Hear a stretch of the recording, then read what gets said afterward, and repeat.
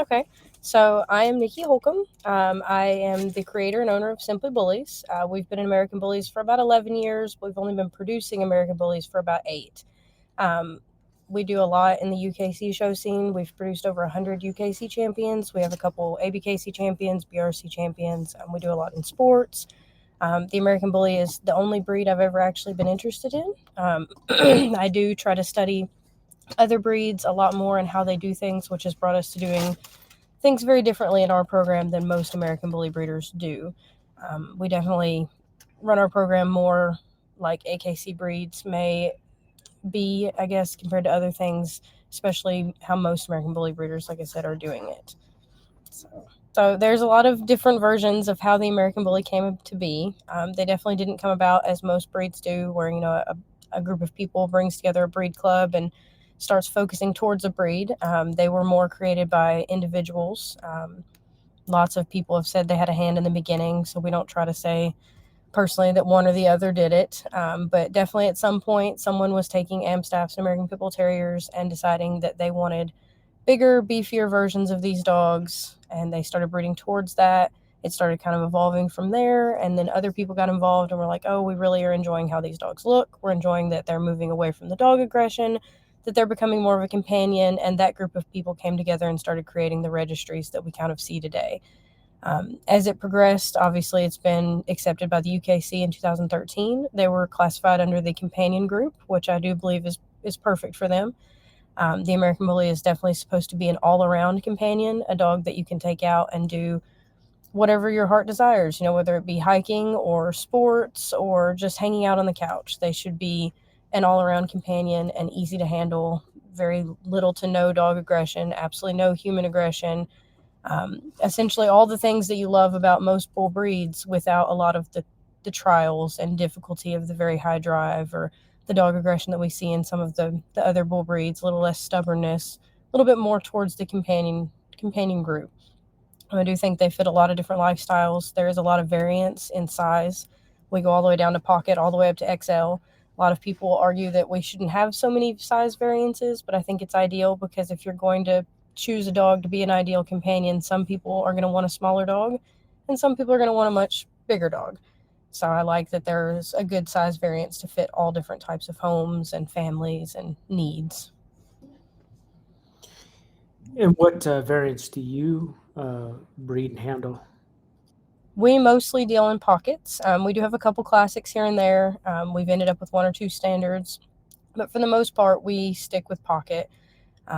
Pocket is where I kind of ended up because I'm a very small person. I'm not even 5 foot tall. I don't weigh very much. I need a dog that I can easily handle and pick up if I need to. Plus, I feel like it's just an easier size for a companion. They're not in the way, they're not bothering me. I prefer that size. They're great for the kids. So that's kind of what led us to Pocket. I do know quite a few fantastic XL breeders, so absolutely nothing against XLs, but we just prefer the smaller guys. And as I know it, correct me if I'm wrong, you mainly show in the UKC world. Yes, I mainly show in UKC currently. I did show in ABKC and BRC for a while in 2018 and 2019.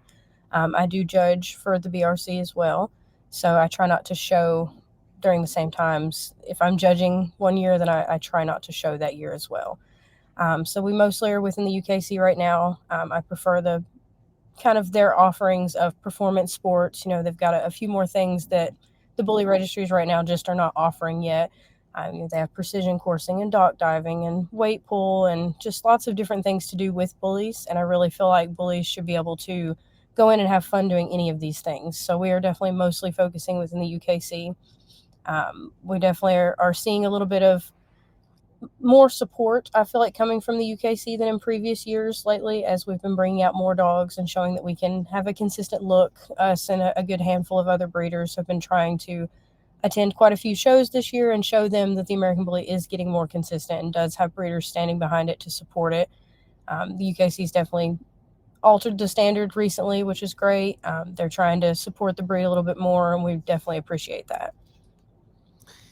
And do they separate the classes as well? So they just updated their standard to separate bullies into 3 classes. The main difference is they're not going to have them show separately. They just want judges to be aware of the size distinctions. So they have in the standard now listed Pocket, Standard, and XL. They did not choose to put a classic variation in there. Their main reasoning between that is the classic variety in ABKC and BRC is just a dog with less bone, less mass. They would still put that into standard, and then if it's lacking so much mass and breed type that it doesn't look to be standard anymore or doesn't look to be its breed anymore, then it would just be a dog that lacks breed type versus being a whole nother variety. I think they mainly did that just because it's just variances within the standard. It's not separate classes, so it would be hard to separate those dogs out within judges' education and that kind of thing. So they'll all still show together within the UKC, but judges are aware that this little short dog in the front is a Pocket and this very tall dog in the back is an XL, which is going to be a great thing because recently, over the past 2 years, a lot more XL breeders have been coming to UKC and showing, which is fantastic. And judges have been looking at their dogs and saying, why is your dog so big? Why is your dog so tall? Oh my goodness, I've never seen a bully this big. That can't be right. So this is going to be a great thing for XL people to be able to have the judge look at the standard and say, oh, okay, your dog can be that big. Your dog is within the standard. Wonderful. So that's a great step in the right direction for them. Can you talk about the differences? Let's just break it down between, say, the standard and the Pocket. Mm-hmm. What is the main difference there, and what are you looking for within your own dog? So really the only main difference that should happen between a Pocket American Bully and a standard American Bully is a height difference. So Pocket American Bullies should be 17 inches and under for males and 16 inches and under for females. Anything over 16 inches for females and 17 for males would be considered standard. When it comes to breed type, so the head shape, the characteristics, the temperament, the silhouette, the movement, the coat, all of those things should be the same whether you're looking at a standard or a Pocket. It's just you want to see that height come down a little bit.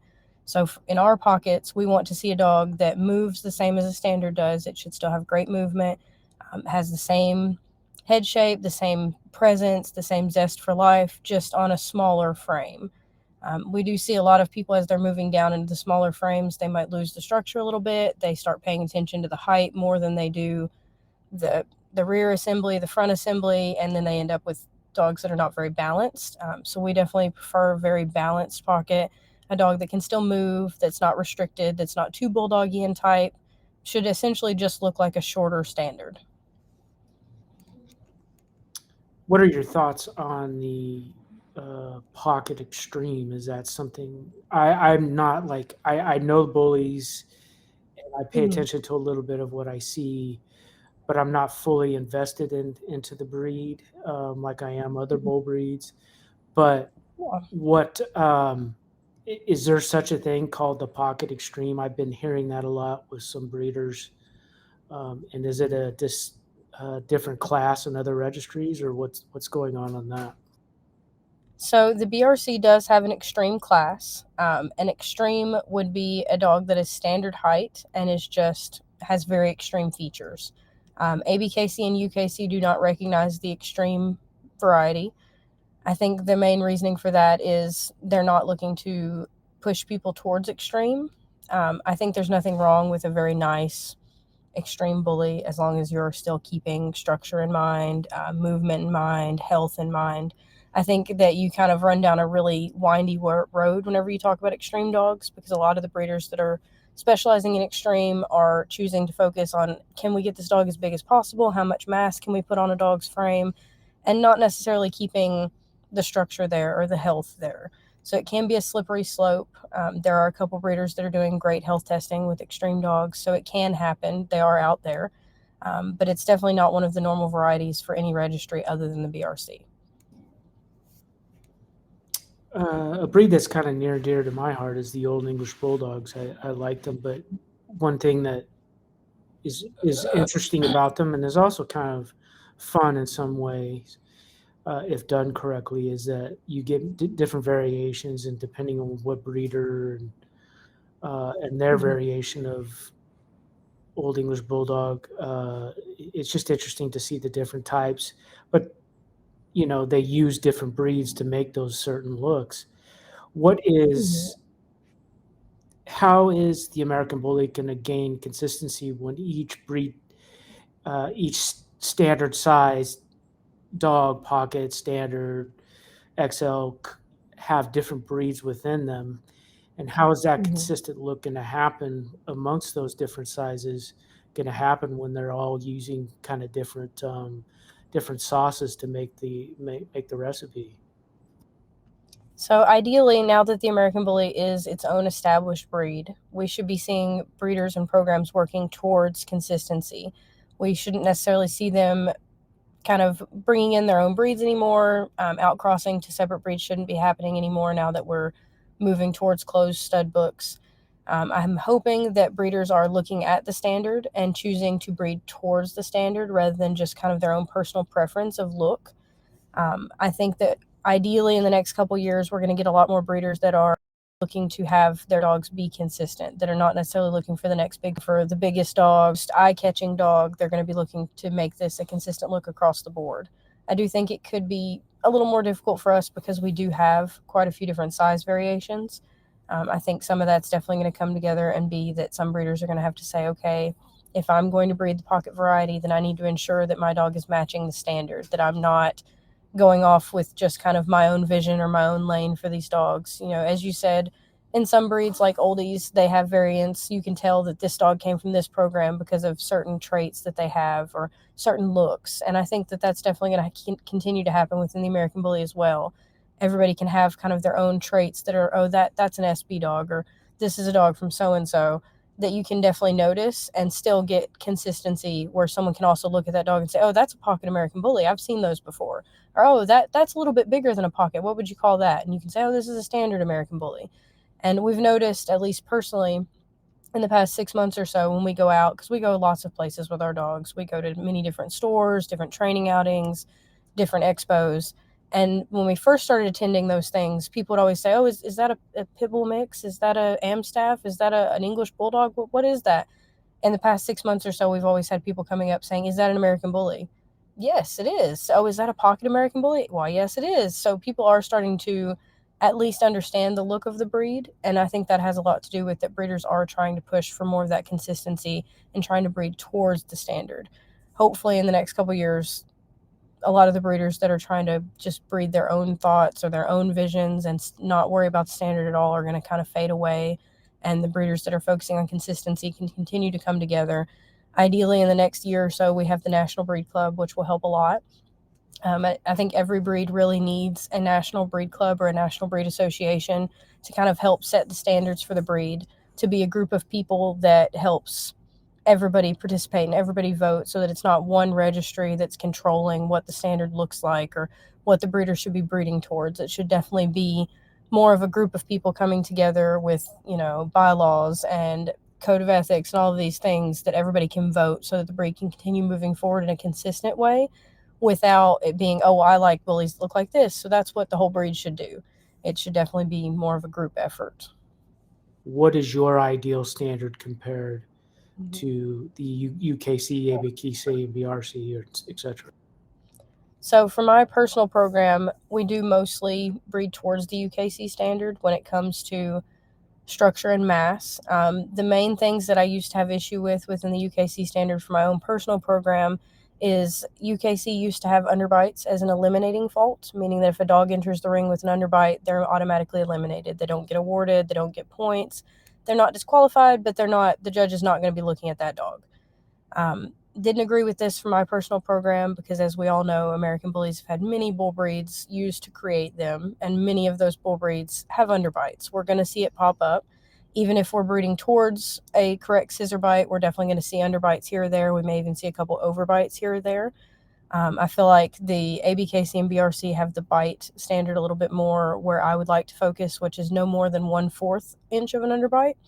I feel like that's it makes sense because we're based on bulldog breeds. It also keeps it from getting too extreme. It's saying, okay, up to 1/4 is acceptable, but anything beyond that is a no. I think this is a companion breed, so we don't necessarily need a good scissor bite. We're not a guardian breed. We're not necessarily doing any bite work or anything like that, I think an underbite is acceptable up to 1/4 of an inch. So within my program, up to that 1/4 will definitely not wash a dog out for an underbite. So that's one thing that's a little bit different. I know in the new update of the UKC's standard, they did list that they're going to change it and it be up to 1/4 eliminating. There's been a couple conflicts there about it being posted that they are and then it being posted that they aren't. So we'll have to wait till January 2nd to see if the UKC does update that section of their standard. The other update that the UKC did do and confirm is, they kind of took out some of the wording that said that the American Bully is a natural extension of the American Pit Bull Terrier. That was kind of confusing judges to think that the American Bully should be more terrier or more lean or, not have all this bulk muscle that they're actually seeing on bullies. So that will help a lot because I do believe that an American Bully should not be terrier. It should not look like an American Pit Bull Terrier. It should not resemble an Amstaff. You should be able to tell just at first glance which one's an Amstaff and which one's an American Bully at any time. I think that's a really important characteristic of our breed type. If you can't tell the difference between a terrier and an American Bully, or you can't tell the difference between an English Bulldog and an American Bully, then the American Bully is lacking somewhere. They should be very distinctly their own thing. So for the most part, otherwise, the registries do kind of align. I think the ABKC is a little bit, their angles are a little bit off for what I look for my program for front assembly, rear assembly. How they have it worded within their registry is almost mathematically impossible to have on a dog, and that makes it very difficult to breed towards that. So I do prefer the BRC and UKC's front and rear assemblies and how they describe those. But for the most part, they're consistent across the board. We should have a nice level top line. We should have decent shoulder layback. Very few American Bullies have very good upper arm, but ideally people should be breeding towards better upper arm. Nice rear angulation, good turn to the stifle, pump handle tail that reaches down to the hocks. Obviously, tail is not on my top priority list. I would like to see a nice tail, but a little too short or a little too long, personally, is not the end all for me. Nice tight pasterns. I would like to see just tight feet. I know that a couple of the standards say cat feet or oval feet. And while that's a great thing to strive for, personally in my program, I'm noticing as we get these dogs shorter and much heavier, if we goal for cat feet, a cat foot is just not enough to balance a 70-pound dog on that's only 15 inches tall. It just doesn't quite work. So I'm going for nice tight feet that are, maybe not cat feet, but not splayed out, not duck feet, nice, tight, good toes, no splaying toes, no, web toes, nothing like that.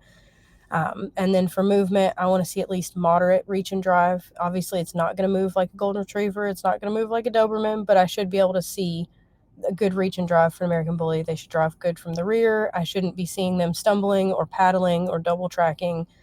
Nice movement's really important to me because if I'm going to send a puppy to somebody and they're going to be going on hikes and their dog is paddling, that dog is going to be miserable. They're going to exert so much energy just trying to do a normal walk, and I want to be able to send someone a puppy comfortably and say, yes, this puppy can go on a hike with you, or yes, they can go swimming at the lake with you, and them actually be able to do that without being miserable.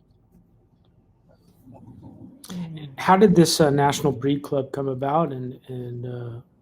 So there's actually been a couple attempts at a National Breed Club. I think 4, but I could be missing someone's attempt out there. I apologize if so. A lot of the people that have come together to create a National Breed Club before have not completed the process solely because it's a lot of work.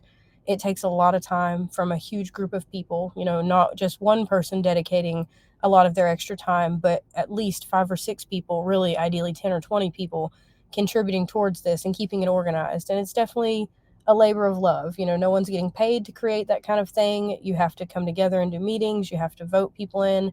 It's a lot for people to do for no reason other than the love of the breed. The other issues that I've seen a lot of the National Breed Club attempts run into is lots of drama, people coming together and saying, I want the breed to be like this, or I want the breed to be like this, and arguing amongst each other when in reality they need to be focused entirely on the breed. So the effort that I'm a part of now, we brought together 30-something people from different parts of the United States, all different breed, different breed programs. There nobody that's too close to anybody else, everybody with slightly different values so that everybody could be represented. We wanted to bring together a group of people that wasn't just a group of buddies that was trying to push the breed towards what they wanted. We want everybody's views to be heard and seen, XL breeders, pocket breeders, standard breeders, people that are going more for the extreme look, people that are preferring the more moderate look, people that are looking for dogs that can perform and do performance events, and people that are just looking for couch potatoes, because all of those people's opinions matter in how we shape the breed. So bringing together 30 to 35 very different people, and then obviously board members are voted in, and then those board members work towards creating bylaws and constitution and code of ethics and all of the business workings that have to go behind a national breed club to even be accepted. The registry that we do have to go through to complete the national breed club is the UKC. They're the only registry right now that has a process for that. So obviously you go through them and then hopefully work with other registries along the way as you get more recognition. They do require 200 UKC titles, 150 bred by titles, 3 generations of consistently bred American bullies. They want, like I said, all the documents. You have to have growth plans and bylaws. Like, it is definitely a whole thing, because they want to actually understand, they want the members of the group to understand that you're going to be helping push a breed forward. It's not about you or your individual program. It's about where the breed's going to go. Is this standard what everybody wants? This is going to give people the ability to say, okay, I wish the standard was different in this way. What can we do about that? Well, we can have a meeting about it. We can all discuss it. Does everybody feel this way? Does everybody feel that the bite standard should be changed? Okay, let's put it to a vote. And then we put it to a vote. And if it passes, then we can push through that change to the standard. That is power to the breeders. Right now, if a whole group of breeders feels like something is not quite right in their standard, there's not much they can do about it beyond email into the registries and say, hey, this should probably be changed. But that's just a bunch of people messaging. This is an opportunity to be able to come together and say, this is why I feel like this should be changed. Let's all vote on it. Let's see how people feel. Everybody gets a say. This will also help American Bullies to getting a more strict health guidelines. Right now, there are not a whole lot of breeders health testing, and some of the breeders that are wanting to health test really don't know where to start. They'll go to the OFA website and they're like, well, we don't have any recommended tests on there. I don't know where to go. I don't know what to do. To get those things, we have to have a national breed club so we can submit recommended tests. It also will give the opportunity for judges education, seminars, breed education at Meet the Breed Expos, which is going to help get the breed out there in a more positive light, especially with everything that's unfortunately going on in the UK right now. The world is kind of seeing the American Bully in a less than positive way, and we want to hopefully push for people to get to see that they are wonderful dogs, they are wonderful family companions, and that hopefully people can see that more if they get out there a little bit more. So a breed club would help the breed in many, many immense ways. Yeah, for sure. Do you think this is the ultimate goal, is to entice the AKC, or is it just something to overall betterment of the breed? Right now, I feel like it's more overall betterment of the breed, for the sole fact that a lot of the AKC requirements to become an AKC breed, our breed just hasn't reached yet. One of their main requirements is 40 years of documented American Bully pedigrees. Really, the breed's not even quite that old yet.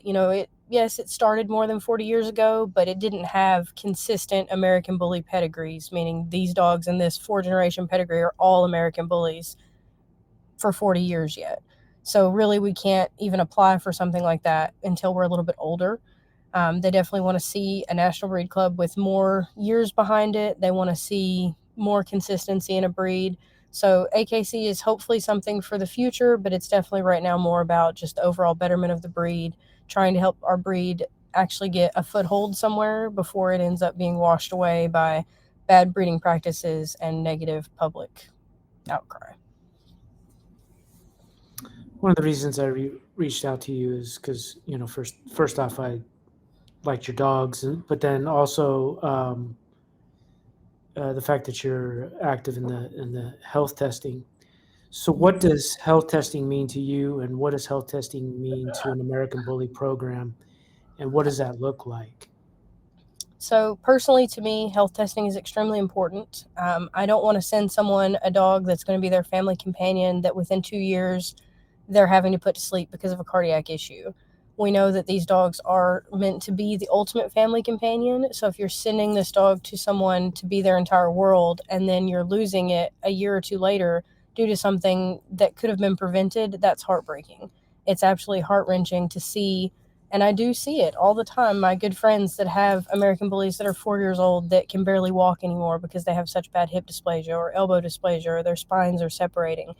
And it's heartbreaking to see someone's dog that they used to do everything with not be able to do anything anymore, and it should not be like that. So we decided to start health testing to hopefully give our program the best chance to avoid a lot of these common health issues. American Bullies are unfortunately commonly plagued with hip dysplasia, elbow dysplasia, major cardiac issues. We do have a couple genetic things on the genetic panels that pop up. We're not seeing a whole lot of affected dogs for the major things right now, which is great. We see some patella issues here and there, and all of these things really could be, while they may not be able to be eradicated within the breed, they could absolutely be improved immensely if everybody's programs would just start testing. I think a lot of American Bully programs are extremely worried that if they test their foundation stud and he comes back with a failed elbow, that they won't be able to use that dog anymore, and they don't want to lose these generations of work or all this money invested. And that's understandable. They've put their entire program onto a dog and they don't want to lose that. But what I hope that people will start to understand about health testing is it's not necessarily solely about a pass or a fail. It is about the education that you're going to get from that. If your foundation stud has a failed elbow, now you know that he needs to be mostly bred. If he is going to still be bred, he needs to be bred to females with passing elbows so that you can be moving forward with that, so that you can be improving the health. Right now, it really is not possible to remove every American Bully that has a failed health result, because almost every American Bully that's been tested has a failed health result somewhere. One of my good friends did a post 2 years ago asking for American Bully studs over the age of 2 that had passed every single health test, and I think there were 4 2 years ago, and then she did the same post this year, at the end of this year, and there were 10. So it's very, very limited amount of dogs that have actually passed everything. So right now, health testing is just knowledge. If we can breed towards better, that will improve things immensely. A great example of that is within our program, we mostly use pin hip for our hip testing. When we hip tested our foundation stud, he got a 67-65, which is pretty loose. So ideally, you want as low as possible on the pin hip scale. But he was our starting point. We're like, okay, we know now we need to breed towards tighter hips, towards better shaped hips. So then his son, when we tested him, he was a 60-52. That's a significant improvement already just in one generation. Then we test his grandkids, and now we're starting to get 0.45, 41. And then we tested one of his great grandsons at the beginning of this year, and we got a 30-31, which is great. That's immense improvement. That's 30 points tighter. That's a lot better. And that was just in 4 generations with focusing towards breeding better hips. And if it can be improved that quickly, if everybody worked together to improve their own program's health issues, we would greatly improve the health of our dogs, which is really important because this is a great companion breed. And we're seeing a lot of people want to get interested in them. They want to get them for their juniors to start showing. They want to get them for their families. They really love them. But a lot of them are hesitating because they don't want to spend this massive price tag and then only get 2 or 3 years with their dog. They should be getting the full 10 to 12 years of a dog's lifespan, not 2 or 3 years of good time and then 5 to 7 years of vet bills. That should not be something that our owners are going through. And I'm hoping that we can encourage more people to get into this. You want your dogs to be healthy. You want your dogs to get to live to their full lifespan. And it's just as simple as getting that knowledge from this testing and breeding towards better. And I think there is a lot of stigma, unfortunately, in our breed community of, oh, there's this group of people that health test dogs, but their dogs don't even look like bullies. And then there's this group of people that won't health test dogs, but at least their dogs look like bullies. Well, if those people would just come together, maybe the health testing people can get more breed type and the breed type people could get more health. We should be working together to better both sides. An American Bully should look like an American Bully and be healthy enough to live to 10 to 12 years without becoming physically debilitated or passing away from a cardiac issue. So this is definitely a subject that's near and dear to my heart, and we're hoping that more education on it will just get people more interested. A lot of people come to me and say, I didn't even know you were supposed to health test your dog. These are people that have been breeding for years and just have no idea this should be a normal thing. And that's okay. We all start somewhere. We all learn from something. But hopefully we can get people doing embark panels and doing cardiac exams and hopefully getting in and doing some pin hip and OFAs. And we should all want to support those people that are starting. There's definitely always a lot of people causing drama if someone starts a health test or does something. Oh, did you see so-and-so's dog didn't pass this or didn't pass that? At least their dog is being tested. You can't badmouth someone for testing a dog if it fails when your dog isn't even tested at all. You should be testing and encouraging the people that are testing to continue to do so. Absolutely. So I think the biggest complaint I see for people that are wanting to start health testing and haven't or have and are not sure if they want to continue is people in general really would like a black and white answer. They would like to say, okay, my dog passed hips, so his puppies will always pass hips. Or I bred 2 dogs together that were OFA good, so all of their puppies should be OFA good. It should be that simple. But unfortunately, when you're working with nature, it's definitely not that simple. We may breed 2 dogs together that have good hips, and we might still end up with a mild because we don't know exactly where that's coming from yet. You don't know if maybe a grandparent somewhere is contributing. So it's not as simple as a black and white that people would love to have. They would love to say, okay, I tested my foundation dog, so I don't have to test anymore. Everybody's good. But health testing is something that definitely has to be done every generation. It has to be worked towards. Some of these scores are a little bit more objective, such as OFA versus pin hip. One of the reasons I like to push for pin hip for people is because it is an actual calculated score. They do pull the dog's hips out as far as they will go, and they measure the laxity of those hips. This is an actual measured number of how loose this dog's hips are. That seems to be easier for people to wrap their heads around versus OFA saying, hey, this is a group of 3 radiologists. They're looking at these hips and telling you, yes, they're deep in the socket. Yes, the shape looks good. Yes, they seem like they're not getting any remodeling from the laxity. I think I'm going to give this dog a good. And then maybe the next year, a dog with very similar hips might get a fair, because OFA is very objective. I think they're both really important if you're wanting to move forward with hip health, but pin hip is easier for people to understand because they really are looking for that black and white answer. And I think that alone makes health testing very hard. The American Bully Breed Club, one of the things that they will be pushing towards, that we're pushing towards, is more education on health testing. Once the website is up and going, and this is a little bit further on, there will be information there for this is why we health test for this. This is why we recommend health testing for this. This is what scores are hopefully going to look like. This is something you may run into. This is how you can improve this. We definitely run into some people too that will be like, well, I don't need to test my dogs for hip dysplasia because I've been breeding dogs for 5 generations and I've never had a sign of hip dysplasia. Well, that's awesome. I'm glad you've got 5 generations of your program and they all seem to be doing wonderful. But American Bullies and most bull breeds in general have a wonderful pain tolerance. They have a fantastic loyalty to us that they're going to keep going even if they're in immense pain. And you'll never know. I've seen dogs personally that I've health tested myself that have had moderate hip dysplasia, hips that just look awful, and I never would have known. That dog was playing spring pole with me. They were running. They were doing precision coursing. They had no issues, no question that I ever thought they were in pain. And then come to find out they were in immense pain the whole time. So I don't think it's a good way to say, well, my dogs have never shown symptoms. Test them anyway. What's the worst thing that could happen? Maybe you test them and you find out you were right. All of their joints look great. Or maybe you test them and you find out that actually your dogs just are super loyal to you and have a great pain tolerance. And that's okay. We're never going to move forward if we don't do that testing. You also have kind of the small group of people that will come in and say, well, I don't test for hip dysplasia because I was told it's environmental anyway.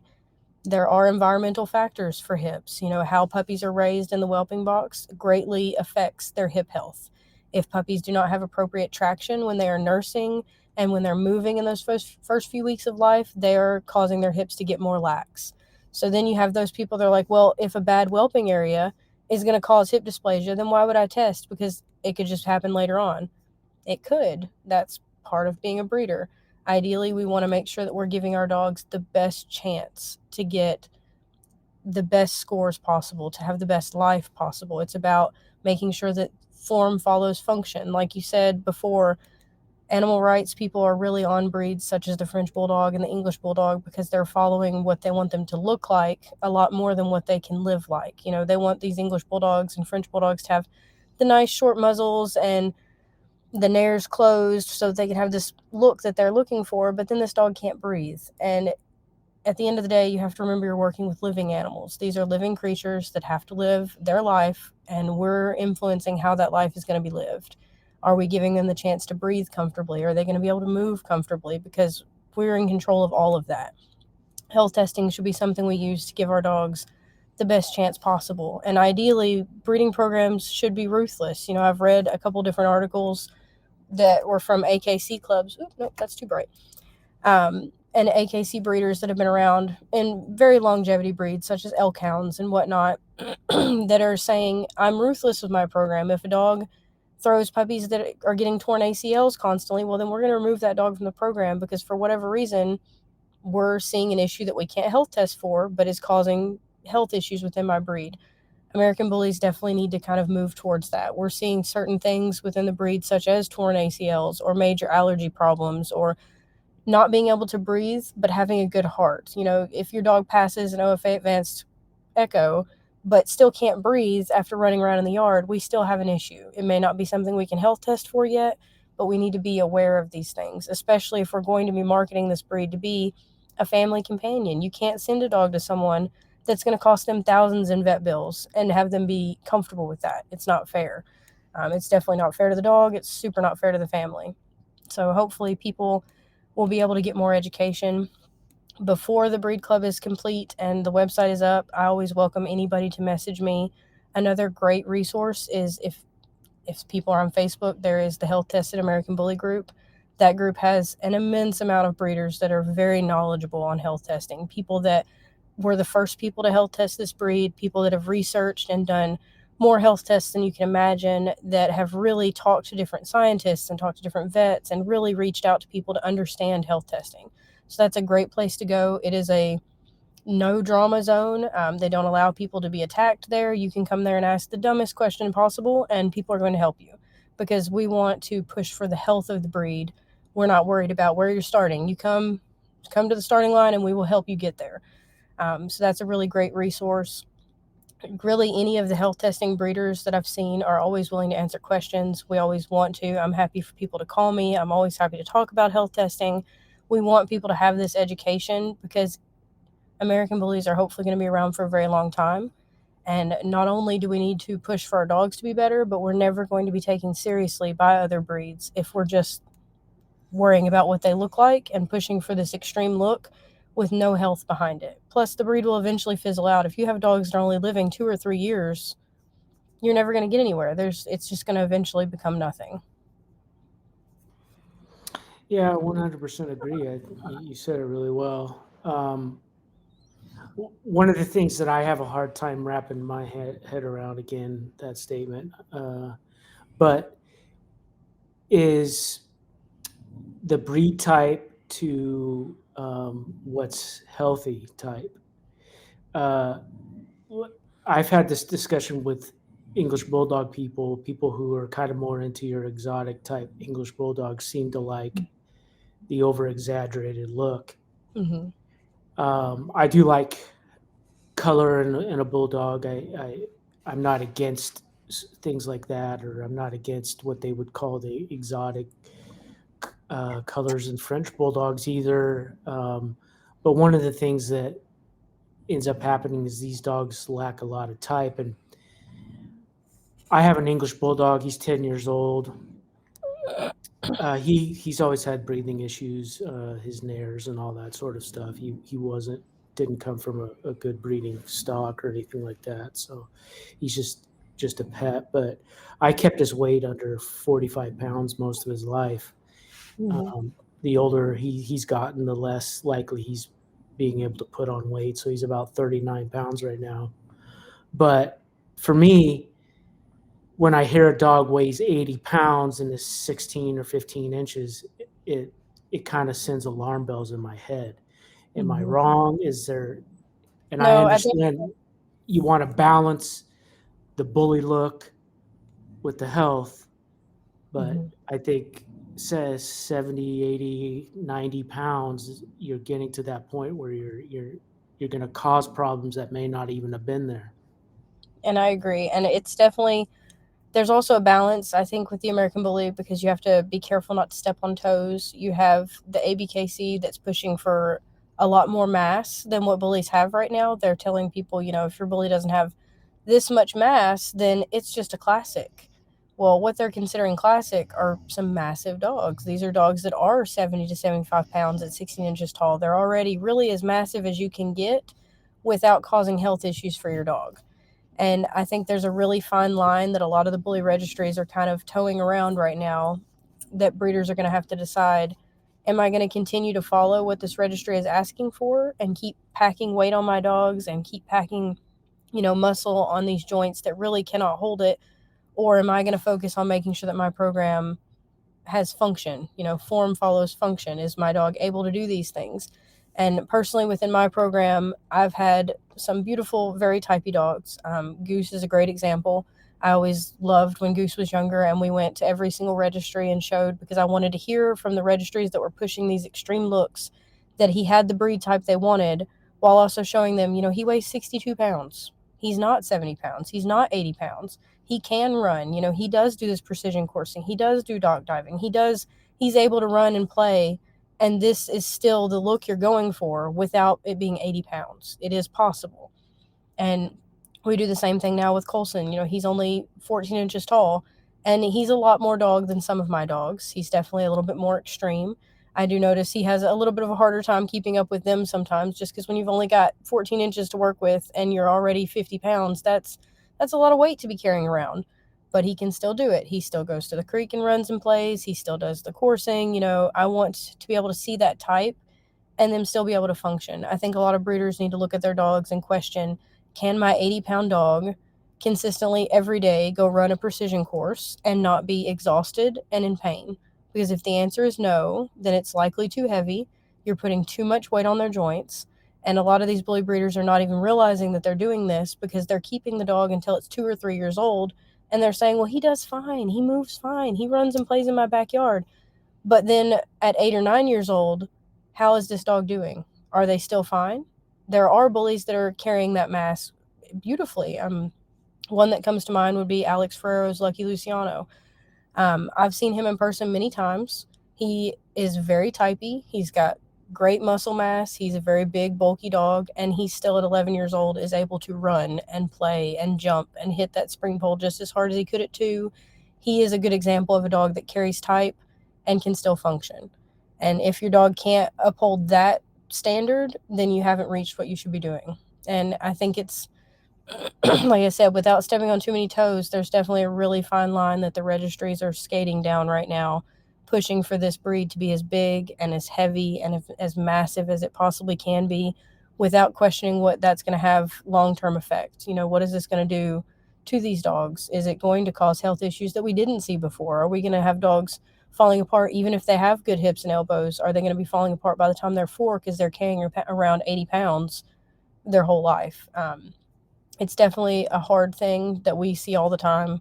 We see people tell us all the time that some of my favorite dogs in my program, they're like, that's a really terrier dog. And I'm like, I've had this dog right beside terriers, and it really is not a terrier dog. This dog was right beside an American Pit Bull Terrier 2 weeks ago, and it's not a terrier dog. It's actually very bulky and massive compared to this breed that you are saying it's like. And I like that she can still move, and I think that one of the big things that the breeders that are looking for function need to do is they really need to show up at these things where there are sports. There were 4 American Bullies at the UKC Total Dog Invitational. That was Jonathan Foster's dog Watson, and then 3 SB dogs were there. And a lot of the judges were like, when we seen that Bullies were coming, we didn't expect them to be able to do any of this. We figured they might excel at weight pull, but we didn't think they were going to be doing nose work or obedience or rally obedience, because they're just not that kind of breed. But they did all of those things, and they should be able to. A bully should be able to go in and do rally obedience, or go in and do agility, or do weight pull. They may not do it on the same level that a herding breed is going to do it at, but that's okay. They should be able to get through it.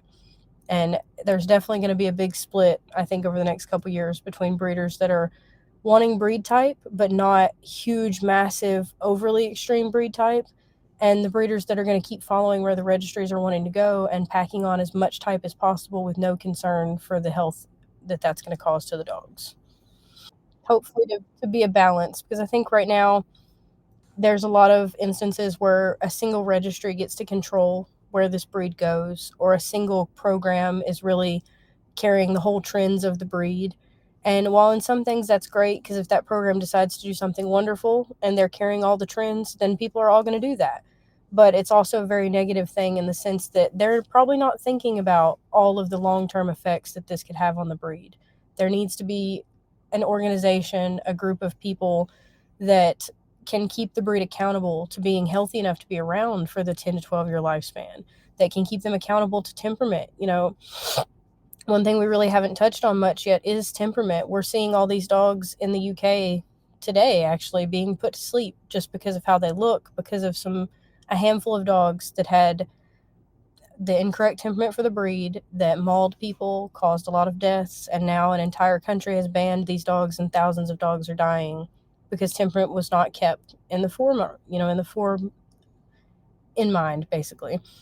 I think it's really important that people think about these things, and it's going to be easier for an organization to think about these things while it's not one person worrying about their solitary program or one person worrying about their favorite stud dog. It's a group of people that say, okay, we all agree the American Bully should have this temperament, should be able to live for 10 to 12 years, should be able to pass these health tests, and let's all push towards that. They need that protector of the breed, essentially, somebody that's not there's not for profit, they're not making any money off of registrations, they're not hosting shows, they're not controlling any of that, they're only there for the breed.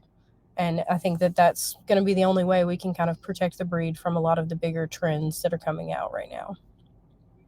The issue that I see it is that what's really hard is at the base of these dogs, I have to wonder if, especially kind of your different standards like your XLs and stuff, was the originators of these sizes, were they conscientious of the types of dogs that they used to put in them, and were health and temperament at the forefront of their mind, or was it just look? And I think unfortunately when you've got these composite breeds and you're not looking at the overarching picture of everything that you're doing, you wind up with bad temperamented dogs and negative health tests. Going forward, I think all of this needs to be at the forefront of every bully breeder's mind, is that you want a dog that's healthy, you want a dog that has a good temperament, that he's going to be a good family companion. Sure, not be a pushover, not be a wimp or anything like that, but at the same time, that's going to be a healthy, happy dog within its family and in its own pack with other dogs. So it's kind of hard for me to, like, we would have to go to ground zero, and that at this point it's not worth going there. But that just goes into my head of, like, I don't think what happened in the beginning, there were conscientious people with a very intelligent mindset like you have, and other people in the breed that are trying to better it seem to have. So I applaud you for your efforts on that level. Let's get away from that sort of thing. Let's talk about what you partake in sport wise and the activities, and how has that been, and how has the bully been treated within those communities? So we've been competing in sports for almost 2 years now. We started pretty basic, doing just precision coursing. There's nothing difficult about precision coursing. It's just a really tiny version of lure coursing, very simple. When we first started showing up at those type events, we had a lot of prejudice against it. There were a lot of people that didn't want to stand near the bullies because they were like, well, these bullies are going to get really amped up and then they're going to be trying to grab other dogs. We don't want them near them. They would have us run last or very first, or just lots of different things. Or a good example is my brother has a little bitty 43-pound American Bully. Okay, she's adorable. She's the cutest thing ever. Her name is Happy. She's happy. Like, she's so cute. And Happy was over there with the precision coursing, and it's her favorite sport in existence. If you just mention her lure, she's looking for it. She's like, oh my goodness, we're going to play that game. I really like that game. And she was over there beside a lab, cute little lab, being held by a little junior. And the lab is just barking his head off, super excited, absolutely amped up. So then Happy looks at the lab, and Happy's like, oh, we can be excited? Okay. So Happy's jumping up and down, barking, just having the time of her life. And people were literally giving her the worst looks that I have seen. They were like, oh my God, that bully is out of control. And the lab right beside her doing the same thing was not getting the same looks. Like, it was fine that he was excited for this game, but it was not fine that the bully was excited for this game. So we've seen, from as simple of a sport to that to as complicated as the obedience ring, we've definitely had to keep our dogs to a higher level. Our dogs have to, let's see if we can get that to work. Maybe not. I have to move over a little. There we go. We've had to keep our dogs' obedience and how they act outside the ring. We've had to be more conscientious about that than maybe a lab breeder would have to be. We've had to prove everywhere along the way that we're not just doing sports because we want to look cool, that we're doing sports because our dogs enjoy it. And over the course of the 2 years from that first, experience where we were looked upon really negatively to our most recent experience, which would be at Total Dog, it was very different. People understood that American Bullies could do these things and that they were not going to lash out. They expect really great things from them now. And a lot of people have advocated towards that. Grand Champion Watson, which is owned by Jonathan Foster, he has competed in all kinds of different performance sports at AKC events, at ADBA events. He's really taken that dog pretty much everywhere that a sport is offered and shown that not only can the American Bully compete in all of this, but it can do so happily and stable and just hanging out right by the ring. When you meet him, he is absolutely the most calm and cool dog in existence. He just hangs out right there while all the other dogs are acting a fool, and he's a great example of the temperament for that reason. And that's what we want to see. We like to take our dogs and do things like weight pull and dock diving and even the obedience and the rally obedience, because they can do these things. And we get people all the time that are like, oh, your dog does obedience? I bet that took you a long time to teach them, because there is a common feeling that bullies must be dumb. They must be, not very biddable. They must not be very smart. So how could they ever do obedience? When in reality, they're really shortchanging the breed by thinking that they're dumb. They're wonderful dogs. They're super handler oriented. They may not be as quick to things as a golden is or a poodle is, but they try unbelievably hard. The way that they try for their owners is unparalleled. They absolutely will do whatever it takes to do it for you, as many times as you ask, as often as you ask. And I feel like that needs to be out there more. You see kids getting frustrated because their dog's giving up. In juniors, that'll never happen with a bully. The bully is not going to give up. It may not get it right, but it is definitely not going to give up on you. So hopefully over the past 2 years, we've helped to change those perceptions. We've definitely felt a shift, from over that 2 years, from people really being prejudiced against the bullies to people being like, oh man, the bully's here. I can't wait to watch her run. Or, oh, that bully's going to go off the dock next. Let's all watch. And we've made lots of friends in different breeds, by letting them know that we're serious about this breed, because you're right. It was not created with all of these things in mind. The people that first started creating this breed were just running after a look and a fad and the money that came with that, and they just kind of took that and ran with it. And in some ways, I'm glad they did it, because it gave me the breed that I love so much. But in other ways, I do wish we could go back and be like, did you even think about the dogs you were using? When you were building these XLs, did you use guardian breeds to get this size and not even consider the fact that this is a companion breed? Did you consider any of these things?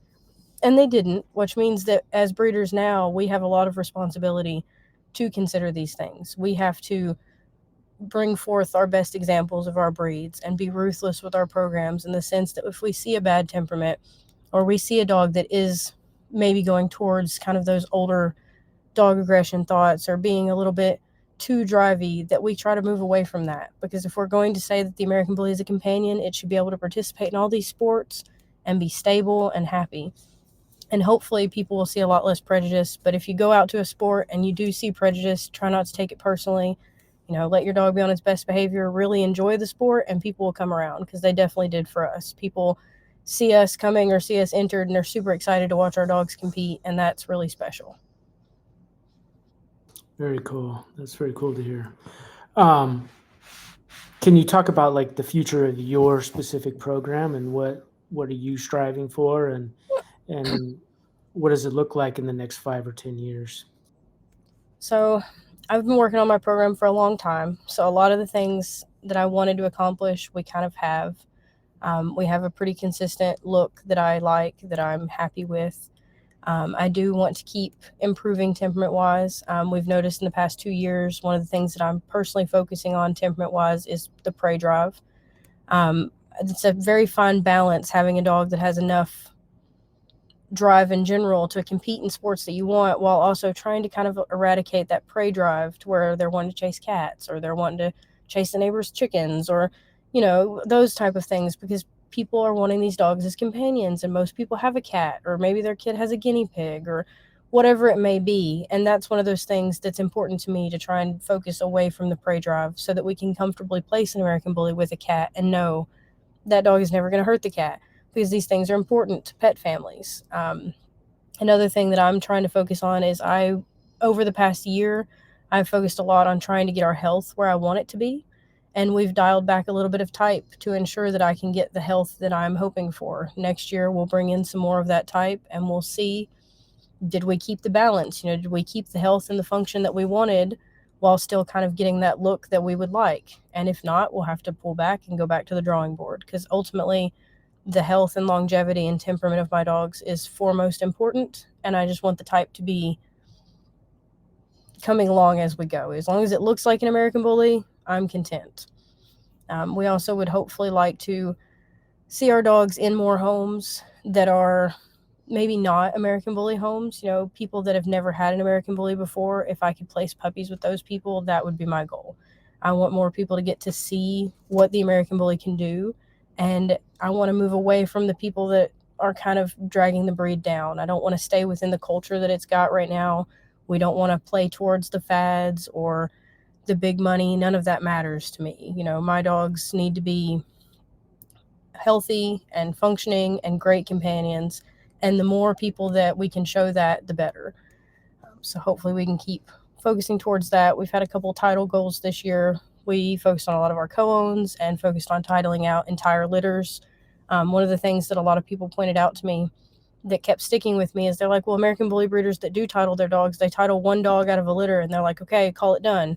They're like, it's not very consistent if only one dog can earn a title. So this year we focused on taking a litter of 4 and a litter of 10, and taking all of the full rights puppies within those litters and titling them. Out of the litter of 10, we pet homed 5, and then we kept 5 within co-owns or full rights homes. And out of those 5, 4 ended the year titled, and multi-titled at that. None of them are just titled in one thing. They're multi-titled in all kinds of things. And then the litter of 4, we titled 3 out of 4. And the last one is one of my girls that I have, and I just haven't even started her yet. So being able to show that it's consistent, that it's not just a one-off, that this one dog is amazing, that the whole litter can be amazing, or that the majority of a litter can be wonderful, to try and show off that consistency is important to me going into the next year. We're going to continue to try to do that, so that people don't think the program's just a one-off. There's one healthy dog, or one dog that titles nicely, or one dog that competes nicely, that it's something we consistently strive for and produce. Yeah, very cool. Very cool. One of the things that you kind of touched upon it a little bit, that I'm more and more interested into the business side of breeding, because I am a big proponent of the free market. I think that if you're going to get involved in livestock, you have to have the resources to be able to continue to breed successful livestock, whatever that livestock may be, horses, cattle, whatever. If you don't make any money, and if all your time and your effort and your blood, sweat, and tears uh, goes into something with no reward, um, the likelihood of you continuing, or somebody positive continuing with such a thing, is very limited.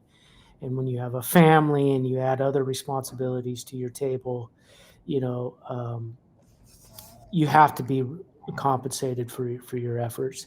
And so, to me, there's a fine line of, uh, providing a good quality dog and at a decent profit, than providing a not so good quality dog, but for high prices. There is just kind of, it seems like and this is the dog breeding world in general. It's hard to balance that sort of thing. How do you balance the market with the trends and all of those sorts of things? And I think a lot of things that isn't going through people's mind is they're not into the long play. And that's Mhm. why I think you're seeing dogs that are being sold for $15,000, $20,000, and then maybe even good quality dogs are not being in getting into the hands of uh, people who aren't maybe serious dog breeders, or it just seems to be kind of a breeder's market. Mhm. And like you said, you want more people to get hands on these dogs that aren't necessarily into that world. And I think that's a good idea, because to me that's the longevity of a program. And I don't think profits or anything like that need to suffer. You just won't get that big price tag in the beginning. It just, over time, you're going to get repeat customers and repeat buyers, and you're going to have quality dogs, and your dogs are going to be titled and championed and all that sort of thing, and people will come to you anyway. It's kind of like the long play. But Mhm. I think there's this kind of that fine line. How do you balance the business side with the ethical side, and what does that look like for you? So I think when it comes to breeders of any breed, a lot of people have this misconception that an ethical breeder, a responsible breeder, should just make no money at all, that they should be so in the hole that breeding dogs is not only a labor of love for them, that it's a financial burden.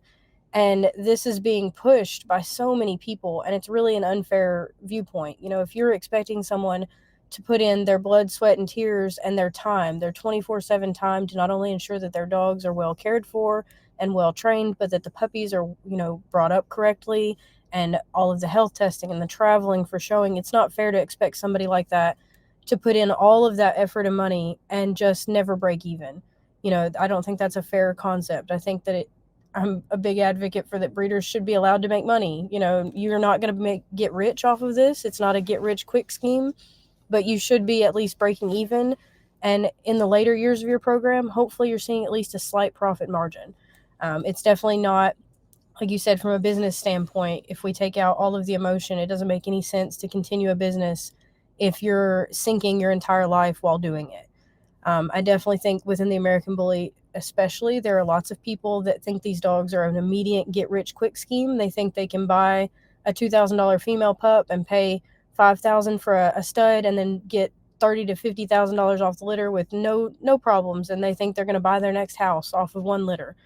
And it shouldn't work like that. Like you said, there needs to be a growth plan, a longevity plan for your program. How are you going to fund these breedings? Are you getting in over your head having 10 dogs or 15 dogs if you can't afford to care for those dogs? Maybe dial back and make sure that you can keep your profits in the same margin as your expenses.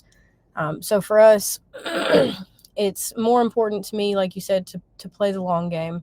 I want to see more of my puppies in homes that are pet homes, or people interested in the breed. I do think that a lot of people are surprised by the price of American Bullies just in general. They're definitely not a cheap breed. They're not a dog you can go out and get a nice dog for $1,000. We place our puppies and these are pet only puppies, for $3,000 to $3,500, never less. That's the bare minimum price for a pet only American Bully. And there's nothing wrong with that. You'll see a lot of people that are like, oh my goodness, you're price gouging. But when you consider the cost of breeding these dogs responsibly, the consideration that most of them need C-sections, that they need space and time and all the money it takes to title and health tests, and the fact that they need 10 to 15 health tests versus other breeds that need one or two, 3,500 is a very fair price. And some of what I think is important from a business standpoint to get breeders to do is to invest in your program, but also invest in your buyers. Your customers should understand why $3,500 is a good deal for a bully puppy. They shouldn't feel like because they're paying $3,500 that they should be able to make money off their dog. They should feel like they're paying $3,500 because that breeder ensured that in every way possible that puppy had the best start in life. They gave them starts on training, you're there for them, they have a life support for life. These are important things that they should understand so that you can continue to just exist. There's so many people out there that are having a litter and then just peddling the puppies away for $1,000 a piece, and they're able to do that because they're putting nothing into their dogs, absolutely nothing. And then you have the people, like you said, on the other hand, that are selling one or two puppies at $15,000 to people that probably don't need that dog in their hands in the first place. Um, So for my program, my goal is to ensure that I am producing dogs that stand the test of time, that have the longevity and the health, that we're marketing towards the family homes that I would like for these dogs to go to, and that we're providing a service that is quality enough for them that they are comfortable paying that $3,500 price tag for a pet. And I think that's one of the most important things. If your puppy buyers feel like they got what they paid for, then they're going to be comfortable in that price. And that's going to give you, like you said, the longevity. That gives you the word of mouth. They come back and purchase another puppy from you, or maybe they send their boss to you for their next puppy. That word of mouth is invaluable. It is absolutely the most important thing that you will get. There's no form of better advertising than the word of mouth, and it can go both ways. If they pick up a puppy from you and it's just a puppy in a folder, and the puppy is absolutely rambunctious or absolutely terrified and has nothing with it, they're not going to feel like they got as good of a product as if they picked up a puppy from you that is well socialized, that has, experienced some things, that's confident, that came with vet records, that came with microchip, that came with its ears already cropped and healed, that the breeder is there for all your questions, that came with some pet insurance. These things are important to people. You're going to go with the more complete product. And I think if you want to break even or make a profit, then you need to ensure that you're investing in your program and also investing in ensuring that you're providing that good product experience for the buyer. I'm not a breeder, so it's easier for me to say, and I know that I would, if I was, I would probably have a little bit of a different opinion or harder time taking my advice. But one of the things that I see is that a lot of times breeders are kind of stingy with their top quality dogs. They're really quick to get rid of the pet only dogs, but they're not so quick to get those really good dogs out there in other people's hands to show off their program. Mm-hmm. And they kind of hoard them. And I don't know what effect that has on a program or not, but it just seems like if you're the betterment of the breed, and if you really are a preservation breeder, um, you would kind of want your top quality dogs not always to be just in your hands or your small circles hands. You want your dogs to get out there to show the best representation of the breed and your program. And it's not only is it better for the breed, but it's great marketing for your program. And so what's your thoughts on that statement? Do you think I'm way off base, or do you think there's a happy medium, or what is it? So I definitely think you're actually more spot on than most people are willing to admit. the the fact that most bully programs are keeping all of their best productions to themselves and peddling away the lesser quality productions, especially the programs that have a litter of 10 puppies and they keep the 5 best ones with them and their friends, and then they sell the other 5 to breeders and say, "Oh yeah, these are great." That is crazy. You're sending pet dogs off to represent your kennel and you're holding on to the best stuff. And I think it's a very opposite way to do things. We, as a kennel, try to push our best program productions to more people. We sent a pup to Washington last year that I knew was going to be one of the best males in the litter. I knew 100% that I was sending off my top pick puppy, and I didn't mind even a little bit because I knew that the opportunity for him to be across the United States to really show what our dogs can do and what he can do in sports and going to such a great home, I didn't hesitate even for a minute. I did place him in a co-own so that I had some access to him back, but I was happy to send him off, and I would do it over and over again. We try to place our best puppies to the best people. And some of the way that I try to do that is I usually like to get to know anybody that's interested in American Bullies. If I find someone that is interested in showing an American Bully that is actually going to show up, go to the shows with us, let us help you, let us figure it out, then I'm going to place a dog with that person. And I've done it many times before. We co-owned a female puppy out last year to a lady that had not shown in UKC or any of the bully registries, but she had shown in AKC as a junior, and she was super interested in getting back into it. And I was like, okay, well, I'll take a chance. We'll co-own a dog. You pay my co-own fee. I'll send this female to you, and we'll see how it goes. Well, she spent all last year doing everything she said she would. The dog is beautifully trained. It's been to many shows. It's almost titled. She's shown up. She listens when we talk. She calls when she has questions. So then when she contacted me and was like, I'm interested in what you're charging for that female that you have available. And I was like, she's yours. Come get her. You can have her. You come get it. She's 100% yours." And she was like, "Are you kidding?" I'm like, "No, you did everything you promised me you would. You took one of our dogs and brought it to the level that I want to see it at, and you showed what they could do, and that's valuable to me." So I think placing your best dogs out is a great plan, especially if you can ensure that they're going to the kind of people you want them to go to. There's lots of people that'll line up for a free puppy, but how many of those people that are lined up are going to attend the shows and put in the health testing time and actually listen to you when you talk and actually listen when you say, "Hey, I need you to read this book because it's important," or "I need you to listen to this podcast because it's information you need to have," or "I need you to be present for this meeting because this is something we need you involved in." And those are the people that I want my best dogs to go to. So I will absolutely place out top picks, top priority dogs to people. Because like you said, it's a fantastic advertisement. We get countless people that'll message and be like, "I just met so-and-so at a show and I loved that dog so much and I heard it came from you." And those people are the ones that you want. You want that to be out there as an example of your program. If you had all the money, the time, and the space, and all the help and the greatest kennel setup that you could have, what would be the second breed that you would handle and breed? So this is actually a going question in my family because my family is the one that, and my kennel partners, we are the ones doing all of the dogs, and they ask constantly because my brother loves poodles. My husband likes skipper keys. They're always like, "What would be the next breed if we got another dog? What would it be?" And I'm like, I have a really hard time with this question because I spend a lot of time with other breeds. I spend a lot of time learning them, especially whenever I became a judge with the BRC. I had to go to French Bulldog specialties and English Bulldog specialties and really put hands on all these different breeds. And whenever I steward for the UKC, I do the same thing. We ask all these questions. And I'm fascinated in lots of different breeds, but I have not yet found that other breed that ignites the same fire as the American Bully. I don't know that I would ever have a second breed, and if I did, it would have to be something similar. It might be a Staffy Bull, maybe even like I have a fascination with Teddy Roosevelt Terriers. I think they're the cutest little muscled terriers in existence. But 100% knowing which second breed I would ever get into, I don't know if I would. I've dedicated a lot of time and effort and missed out on a lot of things in my life to ensure that I give everything to the American Bully. So I don't know that I would ever do that for another breed. And I feel like it's a disservice to another breed if I'm not willing to put in what I have for this breed.